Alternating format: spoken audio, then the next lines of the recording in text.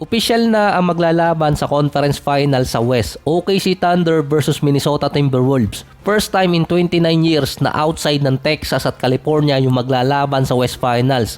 Apat din na young star ang makakakuha ng kanilang unang championship sa pagitan ni Edwards, Bronson, Haliburton at SGA. Ito rin ang unang beses na papasok ang Thunder sa West Final since 2016 nang mabalikan sila sa 3-1. Ang lakas din ni Caruso sa defense nung Game 7 na limit si Jokic sa 9 attempts. Nasa 11 points, 3 rebounds, 3 assists at plus 40 sa plus-minus rating itong si Alex Caruso. Kasama pa niya si Cason Wallace.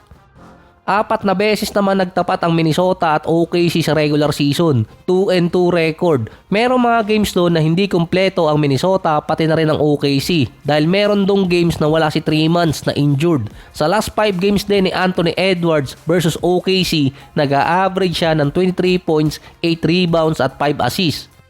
Dalawang young star ang magtatapat at nasa spotlight. Ang legend at MVP killer na si Anthony Edwards versus sa aura ni SGA at sa kanyang malablutot na foul.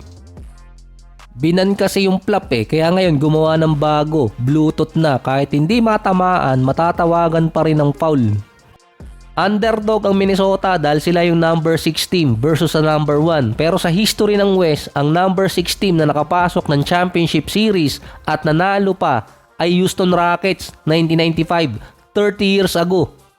Ito rin yung taon na si Kevin Garnett nakapasok sa draft bilang part ng Minnesota. Mas dominant sa playoff run yung OKC kumpara sa Minnesota, pero parang lamang din ang Minnesota sa experience dahil sa mga nakatapat nila.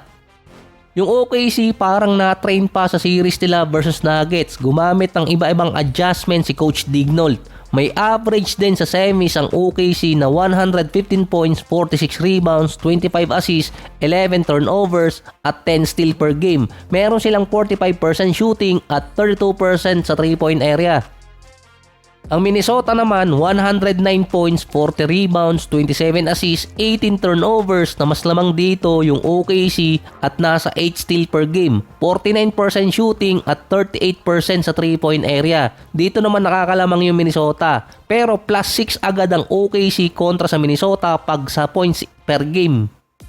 Medyo nagbuckles pa ako ng konti doon. Magsisimula ang Game 1 sa May 21, Wednesday. May konting advantage ang Minnesota dahil sila ang mas mahaba ang pahinga. Pero ang OKC kahit kakatapos pa lang ng series nila, nasa kanila naman ang momentum. Another series na may 1-day interval, aabutin kasi yung schedule kung may Game 7 until June. Parehas din confident si SGA at itong si Edwards. Dalawa na kasi ang nagawa ni Edwards sa mga sinabi niya. Yung una, gusto niyang patahimikin si Draymond Green pero malabo pa rin. Yung ikalawa, nung nakaraang taong malaglag sila kontra Dallas, agad sinabi ni Edwards na babalik siya ng conference finals na nangyari naman. Para pang ang pinagtawanan si Edwards nun nung sinabi niyang babalik agad siya sa conference finals Sa datingan pa naman ni Edwards, mukhang nga habulin niyang manalo ng championship dahil nga nung nakaraang taon din nakasagutan niya itong si Magic Johnson dahil meron siya naging statement tungkol sa mga OG. Sinabi ni Magic wala pa naman siyang championship. Si SGA naman, kahit nalamangan sila sa series kontra sa Nuggets, andun pa rin yung composure at confident na mananalo sila. Ikaw ba naman yung may Bluetooth foul? Kapag magkalaban pa naman si Edwards at si SGA, naaasar si Edwards dahil sa mga foul na tinatawag sa kanya, laging nagiging marginal. Dahil sa 3-point shooter si Edwards at minsan na lang ngayon pumapasok sa lane, hindi siya nakakakuha ng foul. Meron siyang 12% rate kumpara kay SGA na merong 15% rate.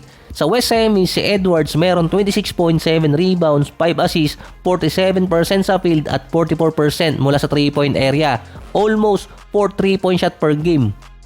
Sa nakaraang series nila, si Edwards nag-a-average ng 19 points per game sa second half at 10 points per game siya kapag third quarter. Hindi yun masolusyonan ng Golden State kasi nga akala nag-i-struggle si Edwards. Hindi pala dahil merong Randle. Sa semis, meron siyang 25 points per game. Pero sa first half nun, 14 points per game nun, itong si Julius Randle. Sa OKC naman si SGA, almost 30 points, 6 rebounds, 6 assists per game. Ang mahirap ibaba doon, 9 free throws attempts ang meron sa kanya. Dahil kapag na-foul si SGA, mawawala yung momentum at hindi lang yung basta free throws. Yung isang team maghaalangan na bantayan agad siya dahil gumagawa ng paraan si SGA na makakuha ng foul. Sa second half, meron din si SGA na 18 points per game. Hindi malayo kay Anthony Edwards. Plus, 3 perimeter defender pa ang pwedeng sumagabal dito sa Minnesota. So hindi ko alam kung paano tatapusin ang episode na to, kaya ganito na lang. Humayo kayo at magparami. Parang nangyari kay Edwards at kay Tito Rudy.